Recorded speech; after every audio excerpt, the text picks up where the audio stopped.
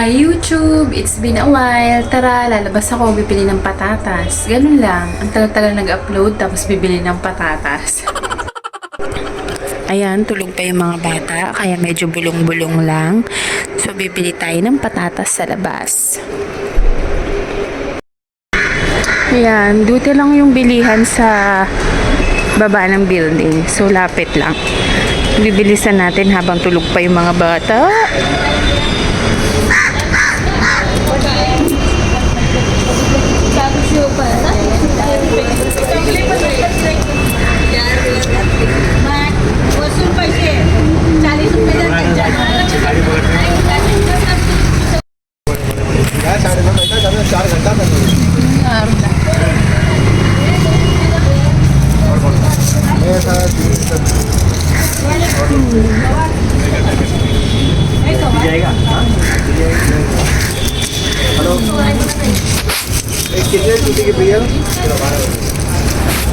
Arda?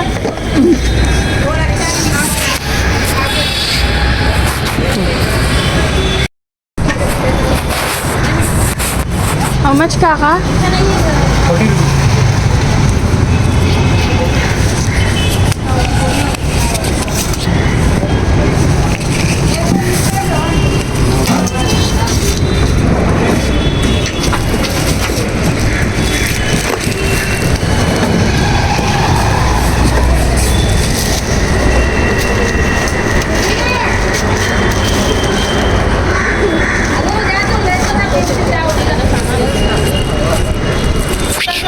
Ayan, may nagtitinda ng gulay.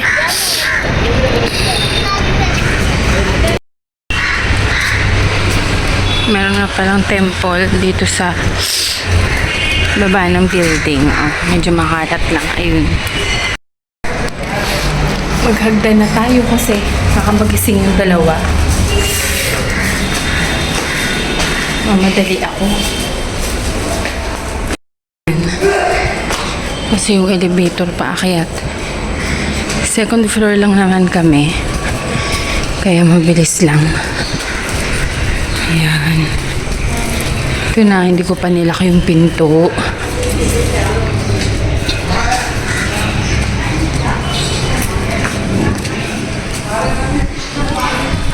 Ito nga pala yung labas ng bahay namin, oh.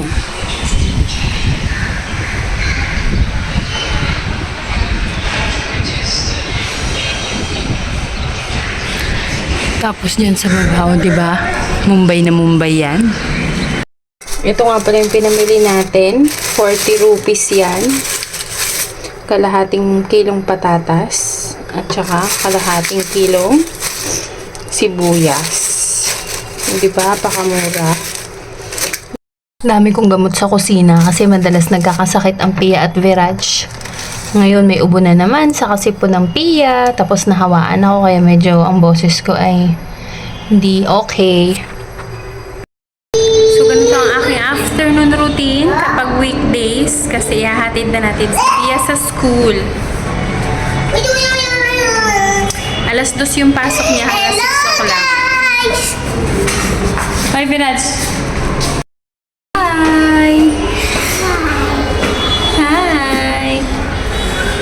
Kami ngayon sa labas, naghihintay ng school bus ng Pia. Nakikitambay muna kami sa rickshaw.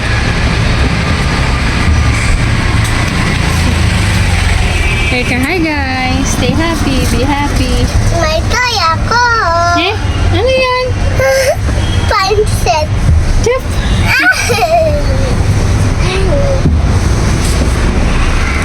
So sa kainit-init, ganito ang oras ng hatid kay Pia. Buti na lang may SPF 50 tayo nadala mula Pilipinas.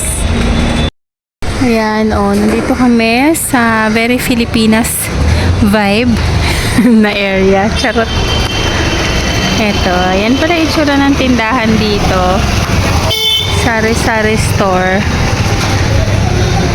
Ayan, oh, diba? Very Pilipinas lang. Medyo pleasant na yung weather. So, kahit maaraw, kahit paano lang naman, ay hindi tayo pawis na pawis. Tayo matulog ng Viraj. Dumating nga pala yung lolo niya. Ayan, oh.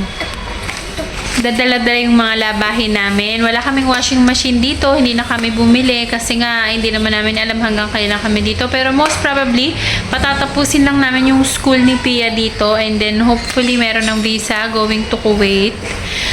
Tingnan nyo oh. Yung mga sampay nandiyan pa pero may isasampay na naman. Diyos ko po. Araw-araw kasi dito naglalaba dahil nga limited lang yung space. Tapos, yung parents-in-law ko kasi dalawa na lang sila sa bahay. So, might as well, araw-araw na rin nila kinukuha yung aming mga damit para isang salang nga lang naman ang washing. Pero dati talaga, nung nandiyan pa yung sister-in-law ko, hindi pa nag-aasawa, ay every other day ako naglalaba kasi nga, nagpapalaba pala kasi nakakauta naman magtupi. Kala ko kasi pag kinuha na sa sampay, isusuot na lang yun, hindi na itutupi. Charot. Samina. Waka. Good job.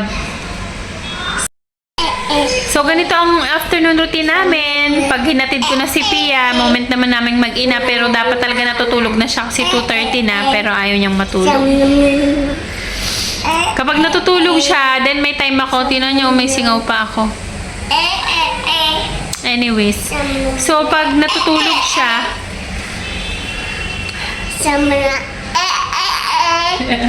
Samina. Good job. Good job.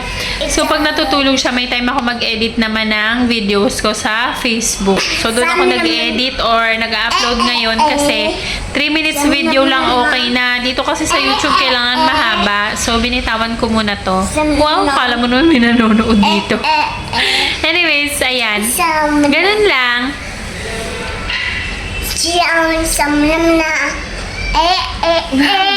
Wow. Tapos alas 6 naman yung uwi ng Pia from school. So, bababa na naman ulit kami mamaya para sunduin siya. Hey! Sabi mo, hi guys! Stay happy! See? Stay happy! Stay happy muna, bilis. Hindi mo kaya pa? Mahihayin siya kay Pia. Kung makikita yung mga videos ko dati dito sa YouTube, si Pia game na game. Although kasi wala pa siyang 2 years old. Ano Lebi? Ano yun? Ano yun? Muso. Very good. Dilat. Ay. Galit.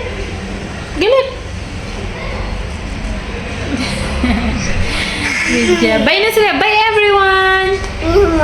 Stay happy. Be happy. Very good. Subscribe. See you next time. Good job.